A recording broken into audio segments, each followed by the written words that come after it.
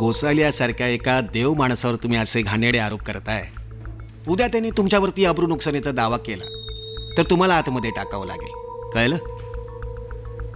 चला निघा इथनं. हां, आम्ही आमची ॲक्शन घेऊ. गोविंदा गोविंद. वा साहेब वा, आत्ता आलं लक्षात.